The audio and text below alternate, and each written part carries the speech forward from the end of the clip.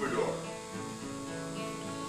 And I've spent my whole life, really, dedicated to the proposition that if you sing the old songs and properly frame them, we can resurrect the spirits of our ancestors. I'll sing a song of storm-tossed oceans, standing upon my native shore, and dream of climbing cloud-torn mountains, while gazing up from the forest floor. So here's to the dreams that have long gone by, to those that will never be. I call to the spirits who laugh in the night, in hopes that they'll join with me. I stand within pure white moonlight, rippling down in silver waves, and listen for returning voices echoing from forgotten graves. They sing of the dreams that have long gone by, those that will never be. The haunting sighs, the battle cries, resurrected in harmony. Yes, we'll sing of the sighs and the battle cries of those who are wiser than we, and we'll call to the spirits who laugh in the night, in hopes that they'll join with me.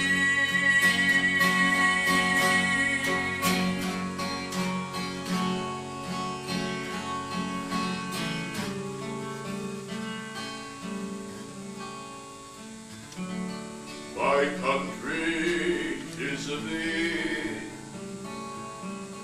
sweet land of liberty,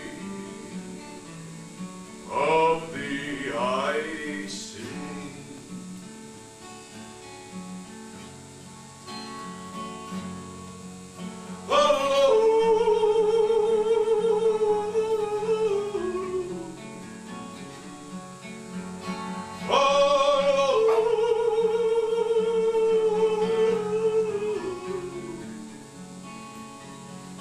In the 1850s, there was an old ex-sailorman who wandered around through the South. He had a wooden peg for a left leg, and he passed himself off as a house painter to the ruling whites. But the slaves, they had a name for him. They called him the Old Man.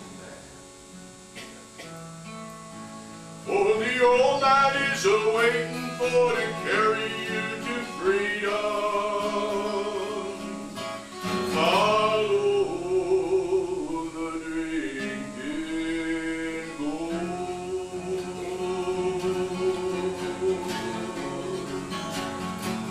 At night, the old man would join with the slaves around the perimeters of their plantations. They would sing songs, they'd tell stories. But when they got to this song, everybody'd get real quiet, and they'd listen. Because the old man was giving them directions to the first terminal of the Underground Railroad and freedom.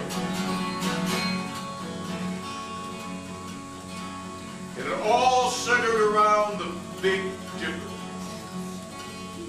Because should you get lost, scared, and confused, what can happen? The dogs are nipping at your heels and people are shooting at you. Then you look along the horizon for that Big Dipper. The outside edge of that dipper, they're called the pointer stars, because they always point to the same place any time of night, any time of year. They point to the North Star. You follow the drinking door. when the sun comes up and the first quail calls. Oh, follow the drinking gold. Then the old man's waiting for to carry you to freedom. Follow the drinking gold. You gotta follow the drinking gold. You gotta follow the drinking gold. For the old man's waiting, carry you to freedom. Follow the drinking gold. In this case, he's telling you to go up the Tombigbee River. You look for dead trees, because that's where he carved his mark with his bowie knife, a line and a dot, for a leg and a peg. Will the river make a mighty good move? Dead trees will show you the way.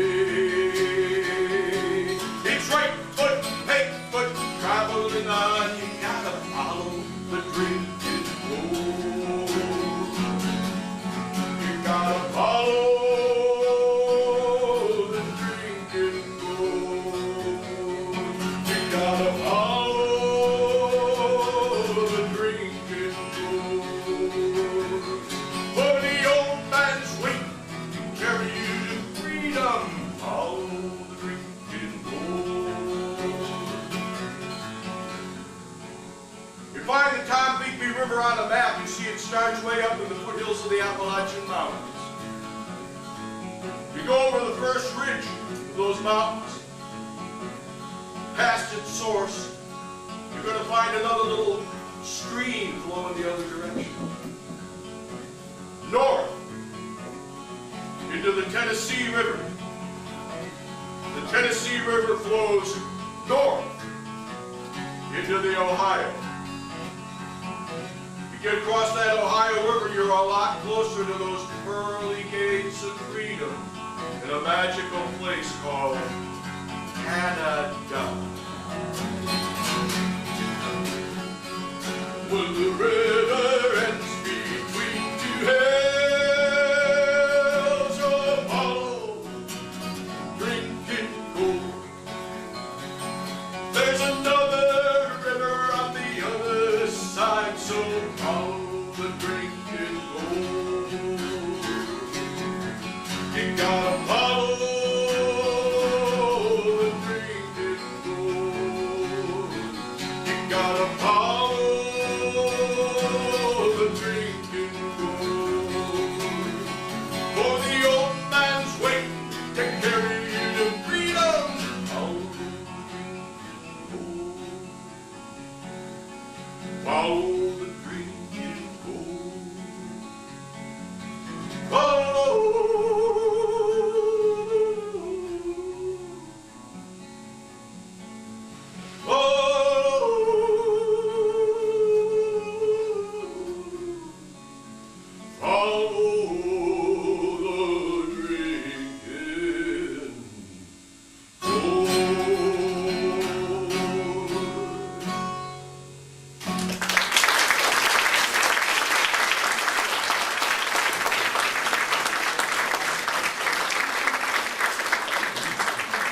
I'm involved right now in a project down in Boca Grande.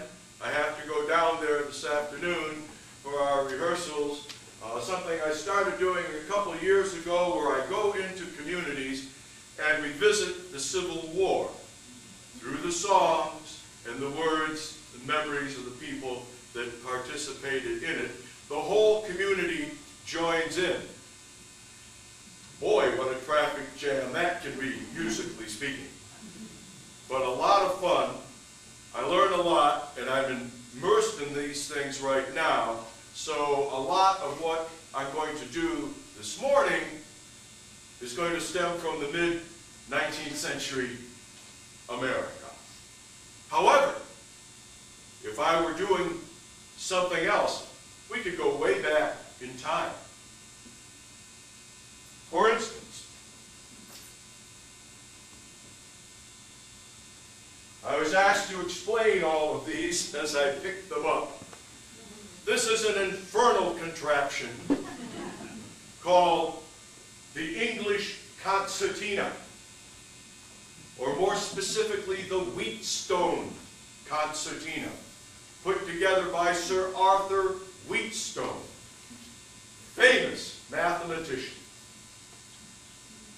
Point being, all of these buttons are mathematically arranged. In my first swing at high school math, I managed to pull down a 46. Very difficult for me to figure this thing out. But nevertheless, it's, I think, a wonderful song. My cats and my dogs hate it.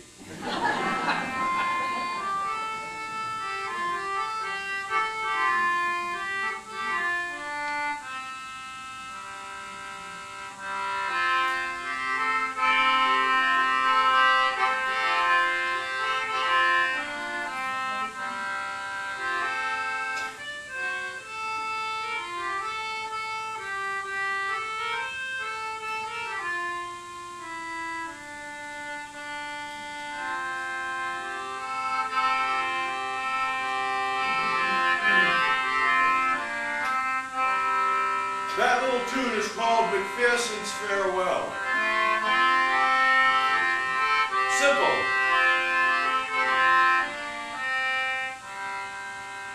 Made up by Jamie McPherson. Sometimes the stories behind the tunes themselves can be interesting. Jamie McPherson was a fiddle player in Scotland in 1700, considered to be one of the finest fiddle players. And the fiddle that he played upon was to be considered one of the finest instruments in all of the British Isles. But Jamie, like a lot of musicians, even good ones, needed a day job. So he became a rover. Rover? Pirate. Did not go over well with the local authorities. They hanged him in 1701. Jamie McPherson is up on the scaffold, the rope around his neck. And they ask him, "Jamie McPherson, do you have any last words?" And Jamie McPherson says,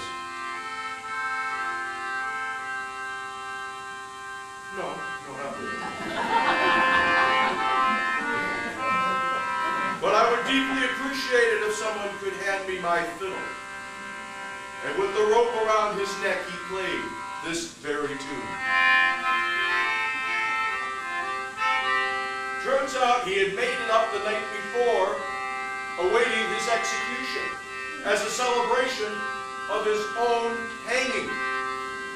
We're talking about a dedicated musician. When he was done playing the tune, he held the fiddle out to the audience, big audience. You didn't have high school football games to go to on the weekends. You went to executions. Families that went to executions together usually stayed together. So he holds this beautiful fiddle out and he says, "I will give this fiddle to anyone who promises me that they will play this tune at my wake." Nobody stepped forward. Shocked. Jamie McPherson turns around and smashes that beautiful violin into 1,000 pieces over the head of the hangman. And with the rope around his neck, he himself jumps off the scaffold, or as his pirate compatriots like to boast, Jamie jerked himself into the devil's arms. Oh, little did my mother think when first she cradled me that I would turn a rolling lamp and die on the gallows tree. Say wantonly, say wantonly, say wantonly, he played a tune. zither round about the gallows tree.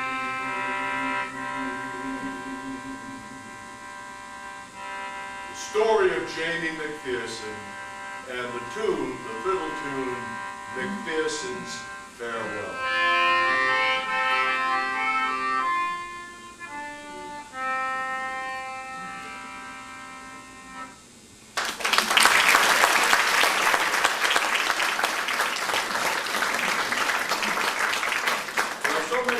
We can go, and we have very little time because it is apparently a 2-hour parking limit wherever you may park around here.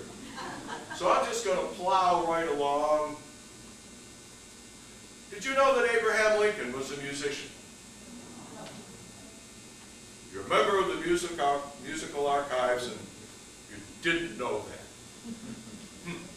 Well, I happen to have the 2 instruments that he played upon. Not the originals.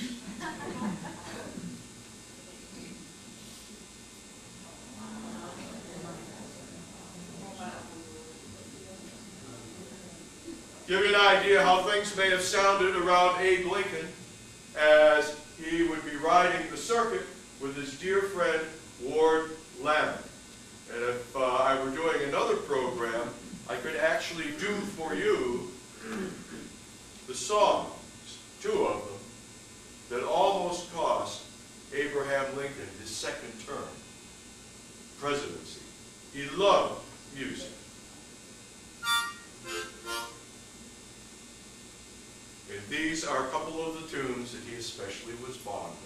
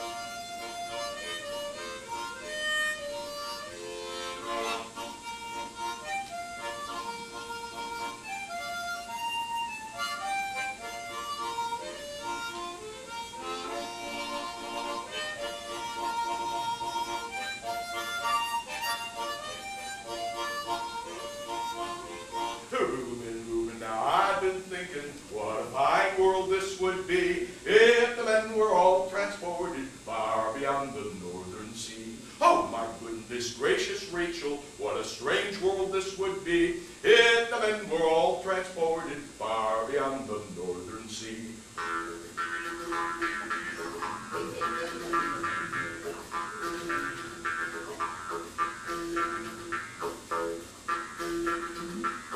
Oh, Reuben, now I've been thinking what a fine world this would be if there were no men about us, none to please and none to heed. And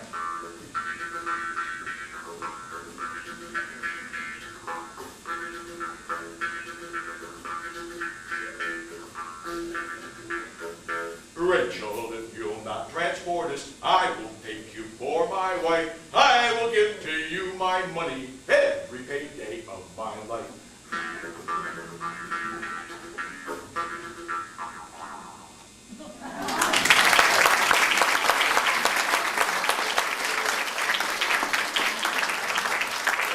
Asked to explain these instruments as I go along, because of course the harmonica origins go back to China. So many things go back to ancient China.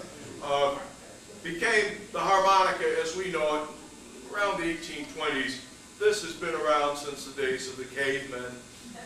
You don't see it much anymore. They are around. It's called the Jew's harp. The Jew's harp. And why, I don't know. There's been a lot of speculation. Maybe because it's so portable.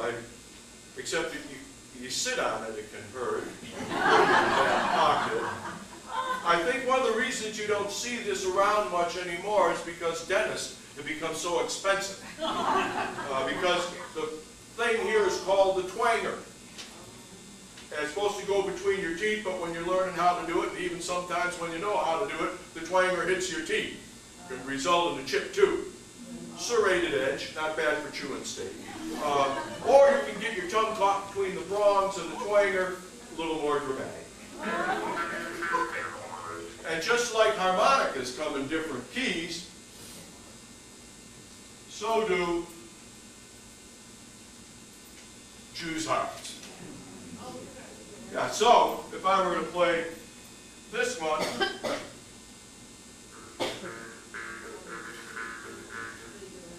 versus this one,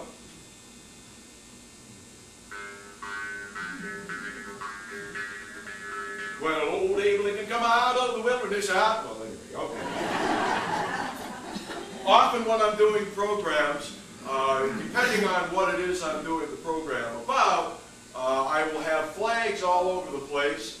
I will have actual uniforms and hardware, and when I'm going down to Boca Grande, I'll be wearing this. For your edification, it is gray, yes, but it is a Yankee hat. We'll get into that another time. What? Oh, okay. There are two instruments up here that are considered American. Banjo, which is already out of tune. I spent a lot of time tuning it as you were coming in. And we get to this one, the dulcimer. But like all of us, if you go back far enough, it comes from someplace else. This goes back to West Africa. Let's try to find the... I was going to find the string that was out of tune and try and tune it up, instead of tuning all the other strings to the string that's out of tune, as I usually do. But it seems that most of them have gone out together.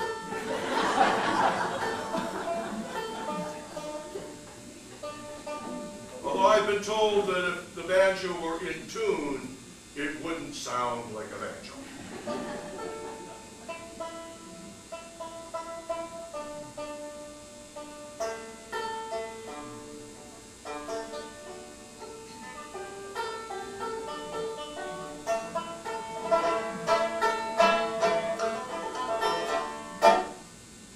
Seeing as I mentioned Abraham Lincoln, I shall sing for you his favorite song when he was riding the circuit. He called it the buzzing song. You see, when I do these songs for audiences, I spark memories. That's what I call the spirits returning to us. You have all kinds of different responses to different songs. I was in Wisconsin one time, and I'd done a concert, and I must have done this song. And a whole family comes up to me afterwards, and it seems that they had found their great-great-grandfather's journal that he was keeping when he brought the family west over the Appalachian Mountains. And in the journal, their great-great-grandmother apparently could play piano, keyboard. Now, they weren't traveling with a piano forte, but whenever they would come into a town, they would ask, is there a piano forte here? Because any town that considered itself a town that was growing and going to be something had one of these new music machines. And so she could practice and keep her talents up.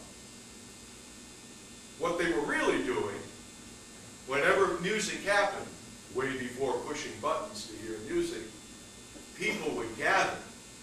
And when they gathered, they could get an idea, is this a community where we want to settle? And apparently they come down off the western slopes. They're in East Tennessee. And there was a pianoforte. And she started playing this buzzing song. And they stopped her and said, "We do not sing this song in these parts." And they were asking me, "Do you know why?" Well, I do. Because I talk old folks up in North Florida. The crackers. I got, well, you know the song. You just didn't call it the buzzing song.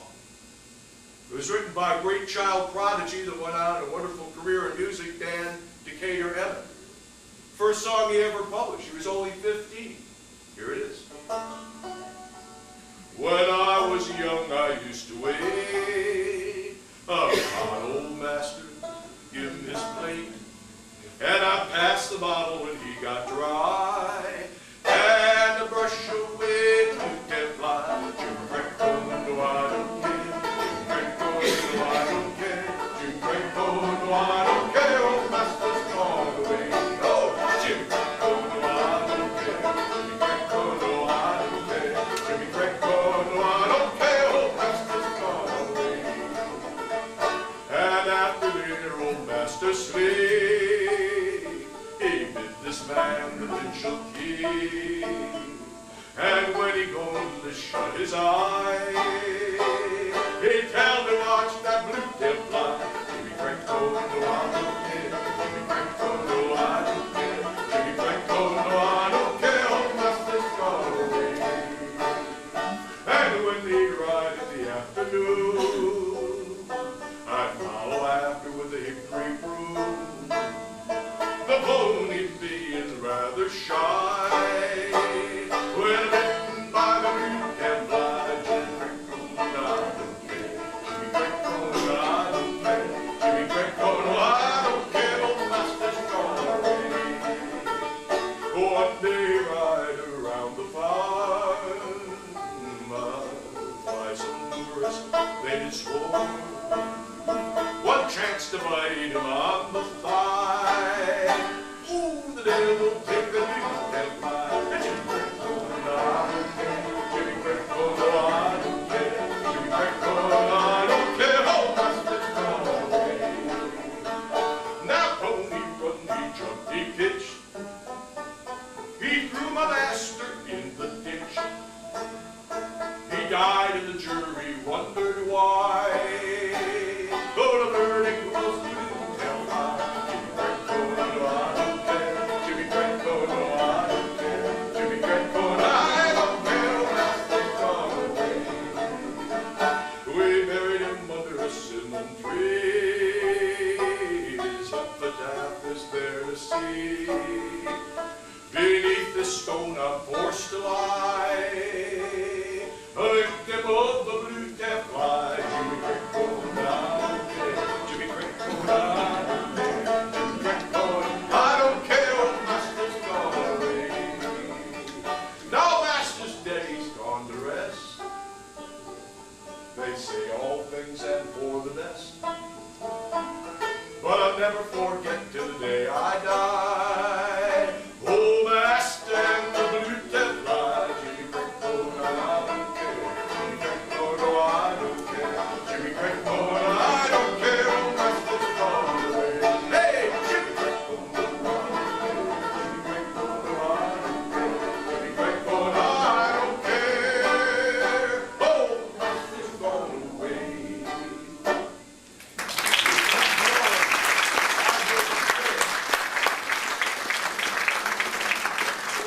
What did I learn with old corn crackers? Crack corn is corn beer. Yeah. Take corn like you're popping corn kernels. Take a hammer and crack them. You don't want to mash them up. Just crack them. Put them in a glass jar. You can try this at home. And fill it up about a third, maybe a little more, with the cracked corn. And then you top off the jar with water. You put it out on the front porch. Put a piece of paper over it, keep the flies out. Summertime operation. Then you wait. 3 or 4 days later, got yourself a very potent brew, cracked corn. Now, I also learned from the folks up there that hickory, best substance for a brew. Still is, even with all the synthetics. Lasts forever, and as it does wear, the end of each twig breaks into like 100 different filaments. You really get up those dust balls and things. One drawback, you get a split from a hickory. It can feel like the sting of a wasp or the bite of a blue-tail fly. Jim cracked corn, get enough of it? I don't care. Follow after with a hickory brew, chance to bite him on the thigh.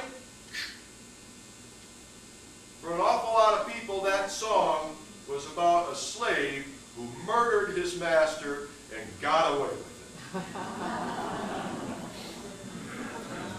Oh, boy, where do we go?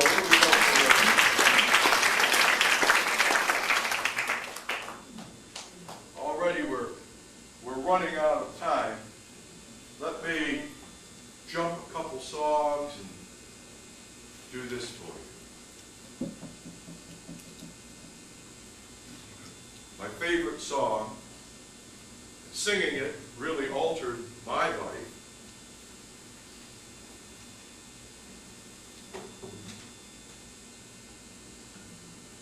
It's always been my favorite song, and my friends comment, and I think enjoy the fact that every year when I come back to the big sailing vessel I'm aboard, the shanty man, I'll get into that in a minute, and I do the song for them, I'm doing it entirely differently than I did the year before. That's one of the joys of the old traditional songs.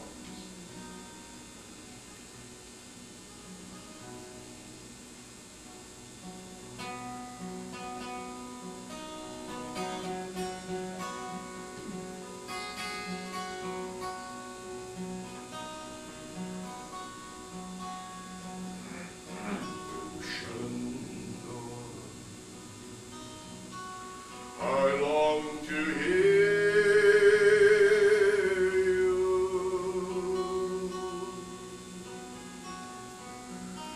far away, you rolling river,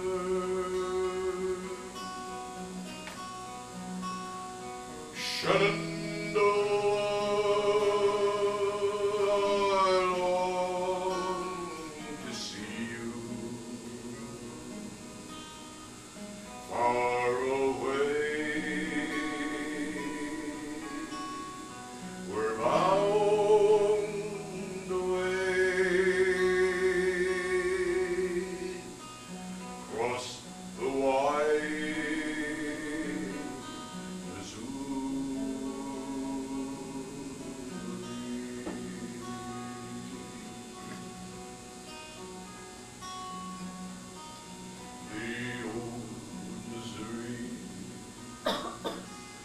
She's a mighty river,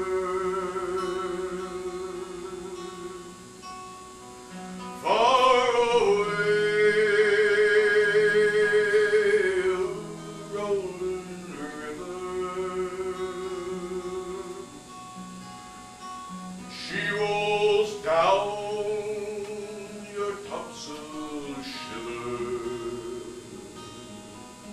far away. We're bound away, crossing the wide Missouri.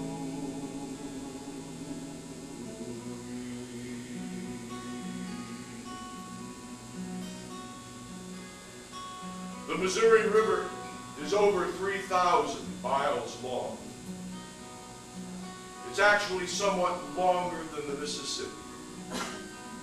And way back in the early 1800s, you could take a steamboat, yes, a steamboat, out of Pittsburgh Landing, down the Ohio, a right turn on that mighty Mississippi, then a quick left turn at that scrappy frontier town of St. Louis. and follow those muddy meandering curves in the same steamboat until you found yourself deep in the Rocky Mountains of Montana. And you cannot do that anymore, thanks to progress and the ever-busy Army Corps of Engineers. But it was out of this river valley way back in the late 1700s the French voyagers carried their trade in Indian wares and their lilting songs down to the seaport city of New Orleans. And there American sailors picked up on their songs, took them aboard what we now call our tall ships. So that's how by the very early 1800s you could hear this song. It was born deep in the heartland of this continent of ours, echoing across the far exotic harbors of Canton, Shanghai, Calcutta, Cape Town, and the old ports of Europe.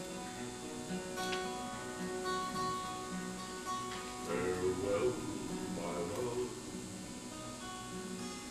I'm bound to leave you.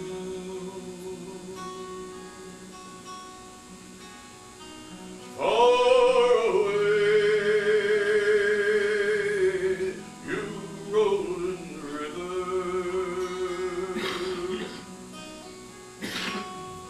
Shenandoah, I'll not deceive you. Far away, we're bound away, crossing the wide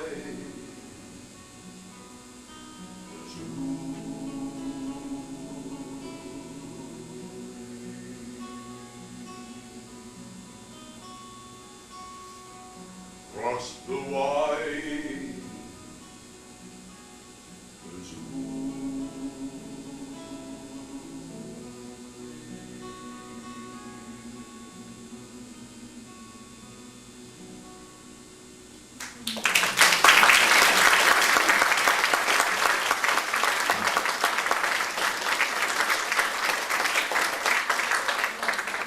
Just real quick, because I have them up here, these are the bones. Well, the captain bold in Halifax, who dwelt in country quarters, seduced a maid who hanged herself one morning in her garter. His wicked conscience slighted him, he lost his stomach daily. He took to drinking turpentine, he thought upon Miss Bailey. Oh, Miss Bailey, unfortunate Miss Bailey. Oh, Miss Bailey, unfortunate Miss Bailey. Give me that here.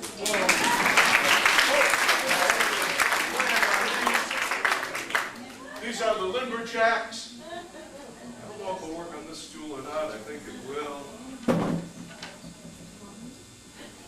They work like this.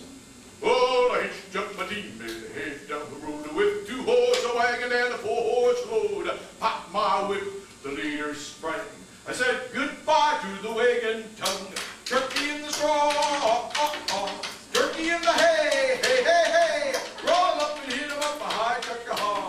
Hit 'em up a doom called turkey in the straw. Went out fishing on a bright summer's day. See the perches and the catfish play. Hands in their pockets and their pockets in their pants. You like to see the ladies do the hoochie-coochie dance. Turkey in the straw, turkey in the hay, hey, hey, hey. Roll 'em up and hit 'em up a high tuck-a-haw. Hit 'em up a doom called turkey in the straw. Yabba-doo-dabba-doo-doo-doo, boom, boom.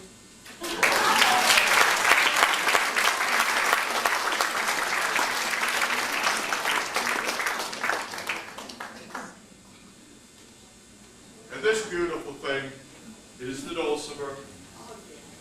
It is tuned the same way bagpipes are tuned. Gives you an idea of its origins. It's a very easy instrument to play. The Appalachian lap dulcimer.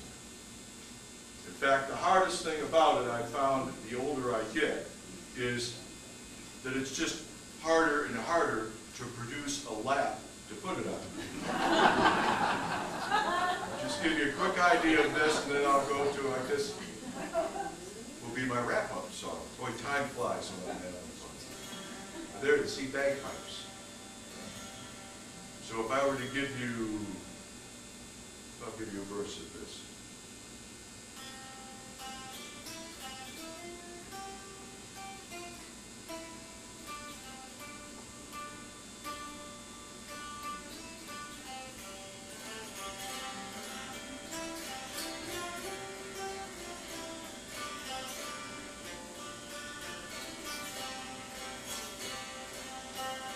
Tis the gift to be simple, tis a gift to be free, tis a gift to come down where we ought to be.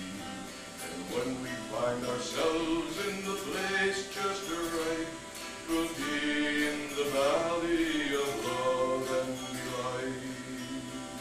Oh, and true simplicity is gained, to bow and to bend we will not be ashamed, to turn, it will be our delight, and by turning, we come round right. 'Tis the gift to be loving, 'tis the best gift of all, like a warm spring rain, bringing beauty when it falls. When we use this gift, we may come to believe it's better to give than it is to receive. Oh, and true simplicity is gained, to bow and to bend we will not be ashamed, to turn, it will be our delight, and by turning, we come round right.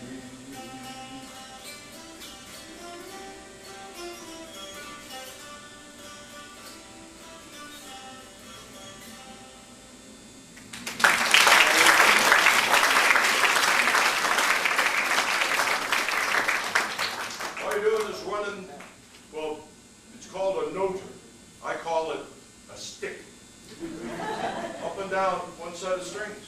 That's it. It's easy. Don't have to worry about chords, nothing. Except keeping it in tune. And strong.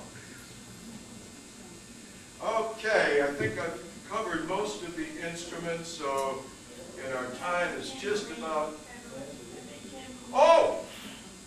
It's not a tambourine, it's a bara. Yeah, whatever.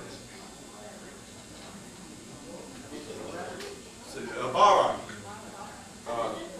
B-O-D-H-R-A-N. Some people go badran. Hand drum.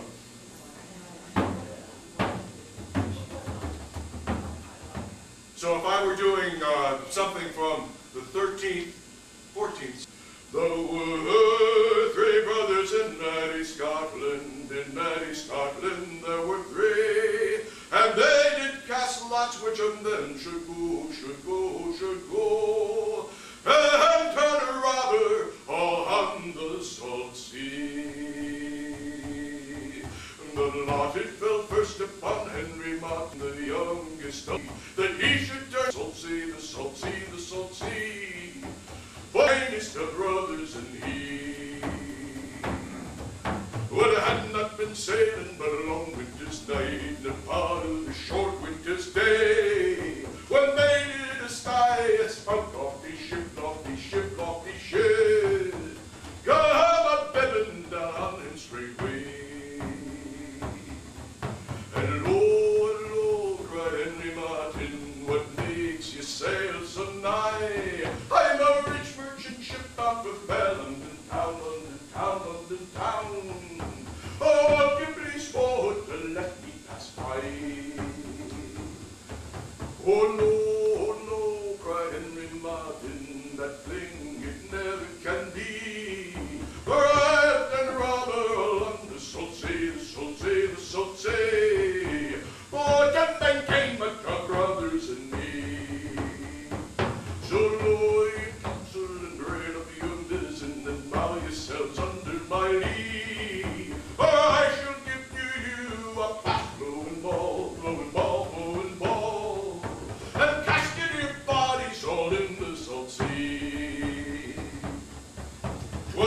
sight and broadside is ahead. They went for nearly 2 hours and 3, till Henry Martin gave to them the death shot, the death shot, the death shot.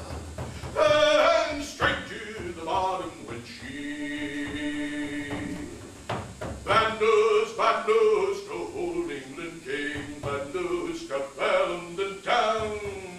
There's been a rich vessel and she's cast away, cast away, cast away. And all her merry men drowned.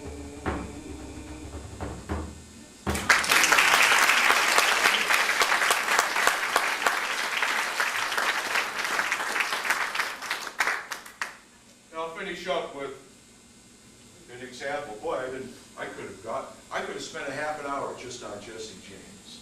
It's amazing how many people are direct relatives of Jesse James.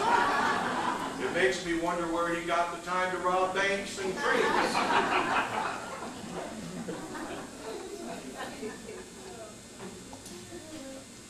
But just to give you an example, many years ago I was Ann Arbor, I think it was, doing a program for the Women's Club there. Some of my best stories I get from those women, from the Women's Club. Oh! And a lady came up to me afterwards and asked, do you know what it means to have your home marked by hobos? I said, yes, I do. She said, well, I grew up in a home that was marked by the hobos.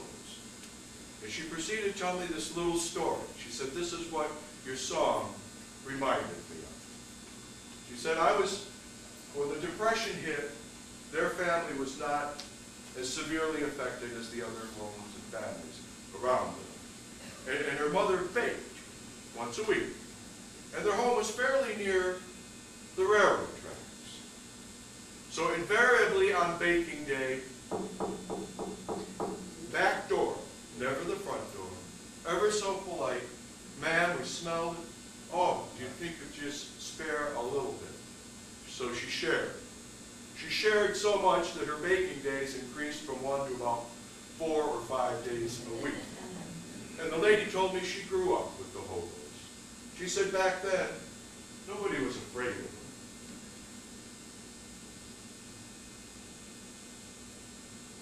So she said she was in 8th grade, she was on the back porch with a bunch of hobos, eating some of her mom's baking, and she was doing her homework, and she was getting madder and madder. So frustrated.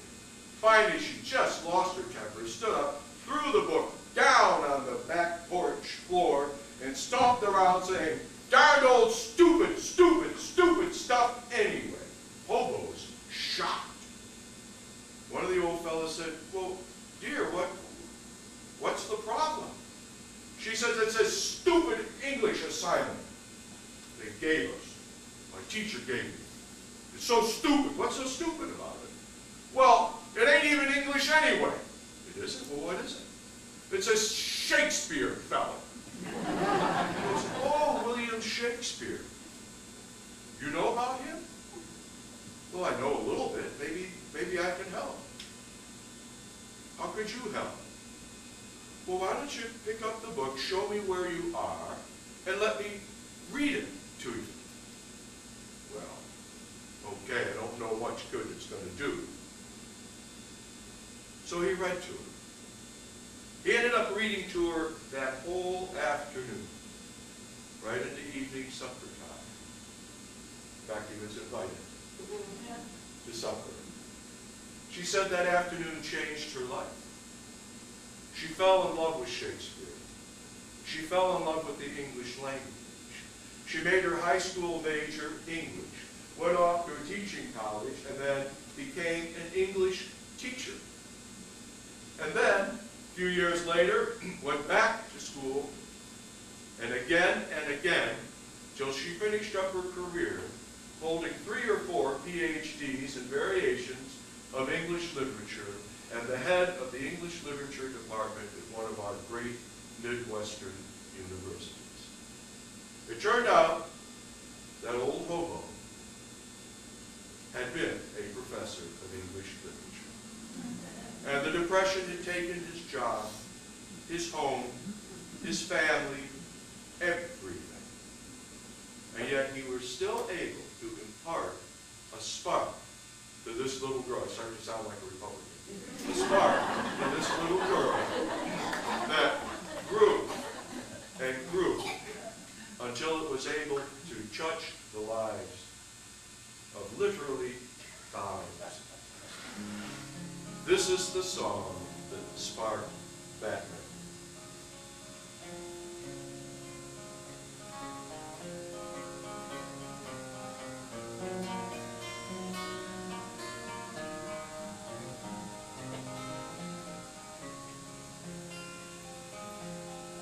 Go to sleep, my little hobo. Then the towns drift slowly by. Can you hear that steel rail humming? That's a hobo's lullaby. 1931. Do not think about tomorrow. Let tomorrow come and go. For tonight you've got a nice warm boxcar, safe from all this wind and snow.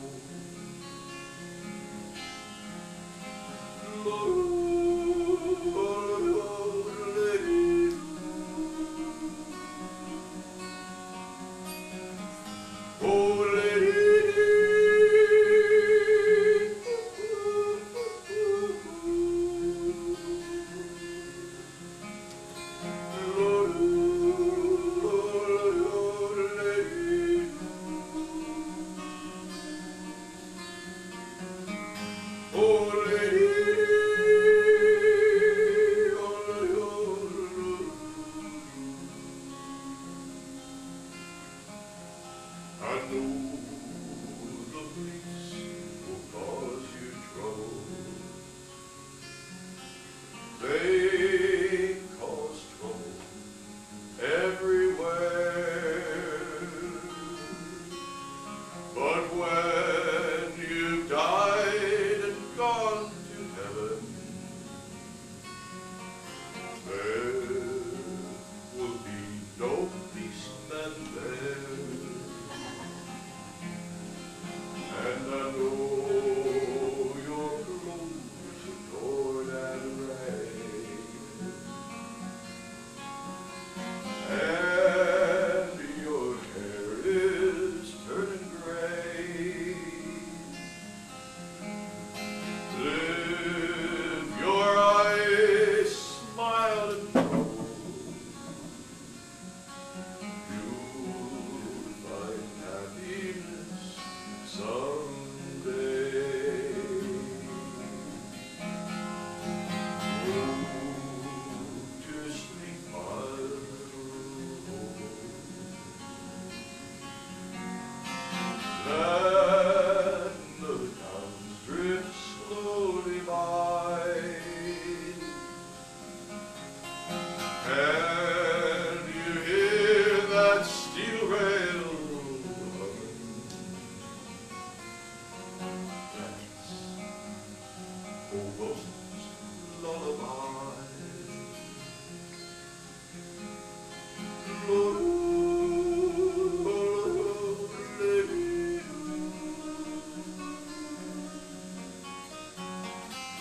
Oh, lady.